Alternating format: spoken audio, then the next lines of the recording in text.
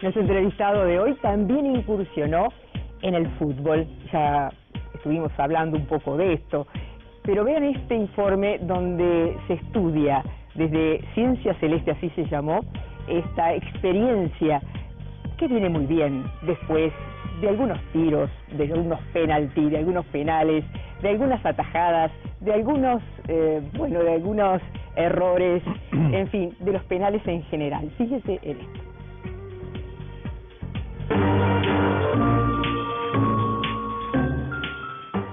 El fútbol es el deporte más popular del mundo. Actualmente, este deporte es practicado por más de 50 millones de jugadores registrados en ligas. Muchas más personas lo practican en forma libre. A pesar de esto, el fútbol ha despertado poco el interés científico en comparación con otros deportes. Un gran número de las investigaciones sobre este deporte están enfocadas a una situación particular dentro del juego, el tiro penal.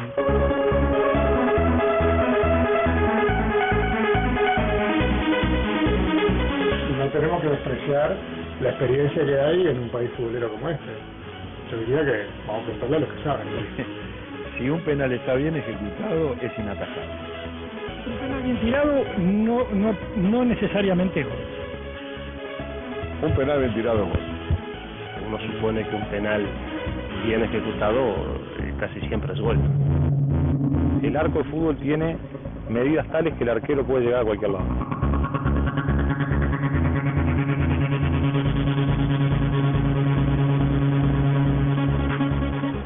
Hace frío en la península ibérica, ayer nevó, pero hoy el sol es propicio para que estemos acá y hoy vayamos a entrevistar al doble Pichichi, doble bota de oro, Diego Forlán. Se afirma por ahí también que un penal bien tirado es inatajable, que un penal bien tirado es gol. ¿Vos estás de acuerdo con esta afirmación? Lo que pasa es que si el arquero también te conoce, a veces puede haber ido muy bien estirado, el arquero es largo y puede llegar. Lo de arriba sería casi imposible. Al ángulo son inatajables. Y abajo llega, eso es sorprendente. Podemos identificar el problema y llevarlo a términos que tengan su expresión en el mundo más riguroso de la ciencia. Yo creo que llegamos a una conclusión bien importante.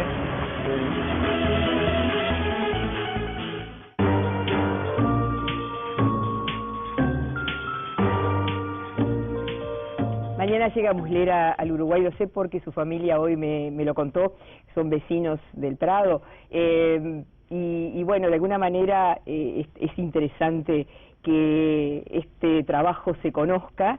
Estuvo jugando con los amigos de Messi y entonces está viniendo recién al país. Lo que quiero decir es que este estudio sobre los penales realmente arrojan un montón de verdades o de datos, vamos a decirlo así, bien interesante con respecto a los últimos resultados. Por ejemplo, de ejecución de penales. Pero también cuando se hizo este documental y se estaba haciendo el estudio científico en el que el documental está basado, que por cierto se publicó este año recién, el documental lo hicimos antes de Sudáfrica. Y en aquel entonces esta cuestión de los penales y de Diego Forlán era radicalmente diferente porque Forlán había convertido el gol de penal allá en Quito, claro, que terminó llevándonos al Mundial, ¿no? Después del repechaje y demás. Entonces nosotros hicimos esa investigación y elaboramos un documental con una productora, América del Sur TV, que es de donde salió ese corto que figura en YouTube. Y para mi sorpresa yo dije, ciencia y fútbol, esto se tiene que vender como pan caliente. Y la productora intentó venderlo en varios canales públicos y privados de nuestro país y para mi sorpresa no se vendió. Y ya en muchos sentidos debe haber caducado, ¿no? A pesar de que el documental ese lo hicimos con mucho amor, me parece que sería difícil de reflotar, aunque yo qué sé. Capaz que alguien todavía está interesado. Hay certezas allí en lo que pudimos rescatar, en el contenido de esa investigación se ven algunas cosas muy interesantes, ¿no? Que si en esa guerra de nervios que se plantea entre el ejecutante y el golero, si el golero espera hasta el momento en que el ejecutante pisa con el pie de apoyo e identifica por la postura en el remate para qué lado va a ir y espera hasta ese preciso momento para tirarse, entonces sus probabilidades de atajar son mucho mayores. ¿Por qué?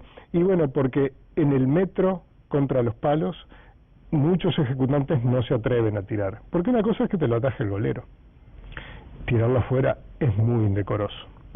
Entonces es como si hubiese dos dinosaurios, yo que soy paleontólogo, ahí en los costados, que si los despierta un pelotazo se comen al ejecutante. Y eso pasó. Hubo muchos penales cerrados en la Copa de las Confederaciones. México erró penal, Uruguay erró 2 durante el partido y 3 en la definición. Hubo otros más que ahora se me escapan, pero hubo muchos penales cerrados. Y el propio Muslera, que llega mañana, es muy interesante, que nosotros le dimos ya unos 30 penales a Muslera, y él hace, sin que nosotros jamás hayamos hablado con él, exactamente lo que decimos. Lo que hay que hacer. De los 30 penales, hubo solamente 2 que nosotros vimos en los que él no se tiró para el lado que iba la pelota. Los que lo engañaron fueron Messi en la definición en Santa Fe, en las semifinales de la Copa América, y ahora el Shaarawy, que no pude verlo bien, no pude verlo en alta calidad, pero él se tiró para un lado y el Shaarawy, el delantero italiano, tiró la cresta mohicana, lo tiró para el otro. Muslera, intuitivamente quizás, ¿no? Hasta prueba en contrario, tengo que suponer que nadie lo ilustró acerca de eso, hace lo que nosotros decimos que hay que hacer. Pero quizá valdría la pena explicar cómo un paleontólogo estudia fútbol. Porque la herramienta... No porque es hincha de Peñarol. Como muchos uruguayos, así como, ¿no? Somos todos vallistas, somos de cultura católica y somos futboleros y carnívoros, ¿no? Está lleno de vegetarianos, pero esa es la... Hoy que está en discusión el tema de comer con sal, sin sal y otras cosas, ¿no? Ya incursionaremos en eso si le apetece, pero prefiero explicar esto, por qué me dediqué a estudiar el fútbol. Para estudiar cómo se movían los animales extintos, yo uso la biomecánica, que es aquella disciplina según la cual los principios básicos de la física clásica se usan, así como se estudia la materia inanimada, para estudiar la materia viva, porque está sujeta a las mismas leyes de la física, y los animales y vegetales utilizan esas leyes de la física para su propio beneficio, porque así los moldea la selección natural. Esa misma disciplina, la biomecánica, es útil para estudiar el deporte, unos más y otros menos, porque el slalom, por ejemplo, es mucho más fácil, teóricamente al menos, porque consiste en solamente la nada menos, ¿no? Pero nada menos. La técnica de eludir las banderitas. Los banderines. El fútbol, en cambio, tiene el problema para nosotros, pero la inmensa virtud como juego, de que la pelota está muy suelta, de que hay muchos protagonistas y que hay pocas situaciones de laboratorio. La situación más de laboratorio en el fútbol es el penal, que tiene además una gran fuerza dramática, ¿no? Parece el toro y el torero, parece el minotauro y ¿no? Parece una representación de un gran drama en el que dos personas no, cuando se pican, ¿no? se enfrentan, como ayer Nicolás López, a los 3 años de que el loco Abreu la picó en Sudáfrica, también hizo lo propio, venciendo de nuevo un cuadro africano, ¿no? Un cuadro africano. Sí.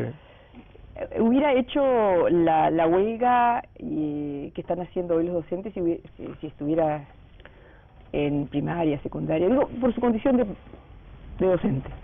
Aunque sé que... Yo creo que... de nuevo, me pesa meterme en la vida ajena sin tener todos los datos, pero de una cosa estoy convencido. Los docentes somos parte del problema. Los docentes, todos, y empiezo por mí, tendríamos que estudiar más, tendríamos que hacer más, tendríamos que saber más cómo enfrentar el mundo moderno cada vez más diferente. El docente está a punto de volverse un anacronismo si no hacemos lo correcto. Si no nos convertimos en una suerte de guías de por dónde hay que leer, la información cruda, está al alcance de un teclazo. Entonces, a mí me parece que los docentes tenemos, y insisto en la primera persona del plural, que tratar de no ser parte del problema y ser parte de la solución. Bien, ¿pasa por el salario o no pasa por el salario?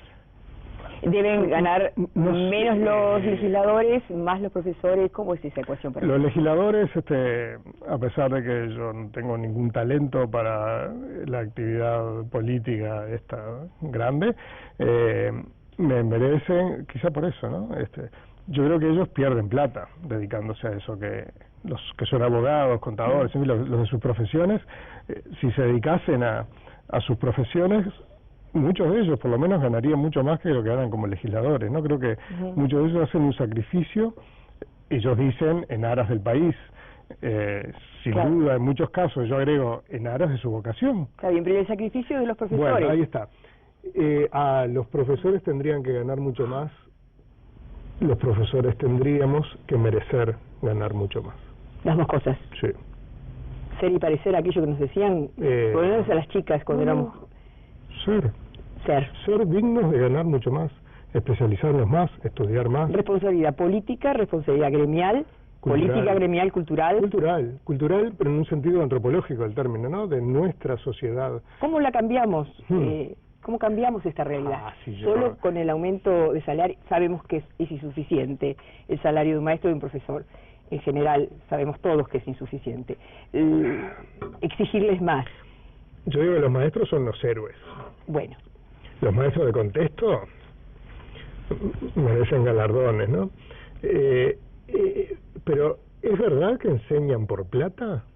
¿Enseñamos por plata? No soy ingenuo y yo sé que uno necesita dinero para vivir y darse algún gusto y yo qué sé, pero ¿es ese el motor que nos tiene que guiar a los docentes? Pero dejar de entonces de reivindicar, dice usted. No reivindicar el aumento de salario porque en realidad está sobreentendido que el rol del docente es vocacional y está por encima del dinero. Es que son cosas diferentes, pero la prioridad tiene que estar en que los docentes debemos mejorarnos a nosotros mismos. Yo como profesional siempre quiero ganar más, es obvio, y voy a tratar de negociar mi salario en los términos que me sean más favorables a mí, pero digo que debemos ser mucho más dignos de ganar mucho más de lo que somos ahora. Digo que si se sigue degradando algunas cuestiones y están relacionadas con la autoridad y con la permisividad, ¿no? Y la libertad y el autoritarismo, si se sigue degradando esa conciencia, la democracia está en peligro. Bien, ya vimos.